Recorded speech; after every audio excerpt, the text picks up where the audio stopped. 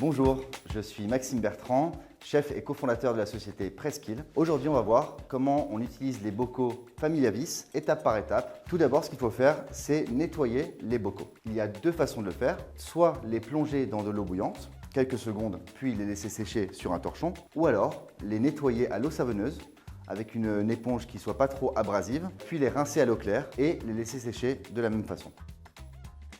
On va tout de suite commencer avec une recette de pulpe de tomates à l'ail et au basilic. Tout d'abord, ce qu'il faut faire, c'est le mondage des tomates. Monder une tomate, ça veut dire l'éplucher. Pour faire cela, on va mettre une casserole d'eau à bouillir. Pendant que l'eau bout, on va faire des petites croix en bas de chaque tomate. Pour monder les tomates, il faut les mettre dans l'eau bouillante quelques secondes, puis dans l'eau glacée.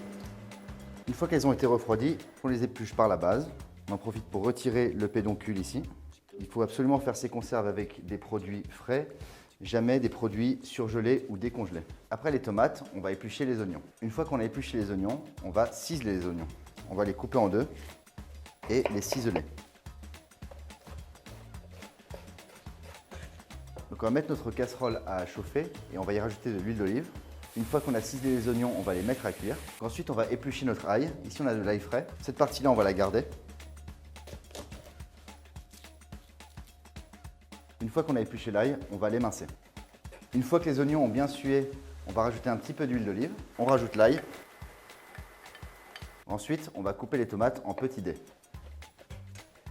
Une fois que l'ail a commencé à cuire, on va rajouter les tomates. Une fois qu'on a mis les tomates, on va mettre 2 bonnes pincées de sel et 2 bonnes pincées de sucre. On va rajouter cette tige d'ail frais. Maintenant, on va effeuiller le basilic avant de le tailler grossièrement. Une fois que la tomate est cuite, on va retirer la tige d'ail. On va rajouter le basilic. On mélange. En fin de cuisson, on va rajouter quelques tours de moulin à poivre. La recette est terminée, on va passer à la mise en bocal. On prépare nos bocaux stérilisés, on met un entonnoir. Il faut faire bien attention de ne pas dépasser la ligne maximum, ou alors ne pas dépasser 2 cm avec le haut du bocal. Et surtout faire très attention à bien répartir le mélange pour qu'il n'y ait pas de bulles d'air. Il ne faut jamais utiliser de saumure ou de sauce trop acide dans les Familiavis, parce que l'acide favorise la corrosion des capsules et des couvercles. Une fois que les bocaux sont remplis, il faut bien essuyer le rebord. On va pouvoir mettre la capsule. Il faut bien vérifier qu'elle ne soit pas déformée, abîmée et surtout faire attention que le joint soit en très bon état. Une fois qu'on a mis la capsule, on va mettre les couvercles. Ici, il faut faire très attention à ne pas trop les serrer. Nos bocaux sont prêts, on va les mettre à stériliser. Afin de stériliser vos terrines, il faut faire chauffer l'eau de votre stérilisateur ou alors directement dans votre casserole. Le temps de stérilisation commence lorsque l'eau a atteint 100 degrés. Si vous utilisez un autocuiseur, il faut respecter les instructions de remplissage et porter à 100 degrés. Pour éviter de se brûler les mains, on va se servir de cette pince à bocal. Lorsqu'on met les terrines à l'intérieur du stérilisateur ou dans la casserole, il faut bien les caler pour qu'elles ne s'entrechoquent pas et qu'elles ne bougent pas trop. 1 heure est passée, la stérilisation est terminée. Il faut sortir les bocaux de l'eau afin qu'ils refroidissent au plus vite. Si vous le souhaitez, vous pouvez attendre 30 minutes afin qu'il n'y ait pas de choc thermique et les remettre directement dans de l'eau froide dans votre stérilisateur.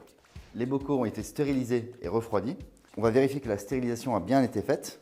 Donc on dévisse, on retire le couvercle et on essaie d'enlever la capsule. Et là on voit qu'on ne peut pas l'enlever. Ça veut dire que c'est bon.